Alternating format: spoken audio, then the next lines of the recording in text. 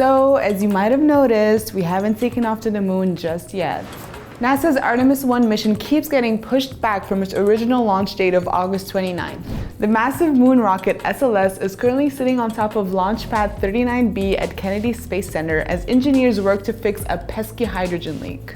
After 2 failed launch attempts, NASA is hoping that the third time's the charm. The space agency is currently pushing for a 3rd launch attempt in late September. But I hope you're still excited because this is the most powerful rocket ever built by NASA, so when it does take off, goddamn. A benefit of having the rocket already on the launch pad is that engineers will get to test it on the spot as they work to replace a faulty seal that led to the hydrogen leak. Hydrogen is very efficient as a rocket propellant, but it is notoriously difficult to manage. Its use led to many scrub launches during NASA's space shuttle era.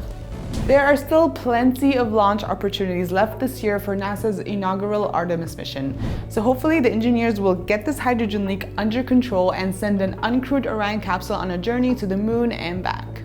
I mean, yes, it is literally rocket science, but can we still ask them to wrap it up already? Don't forget to subscribe to our channel and check out other Gizmodo videos here on YouTube.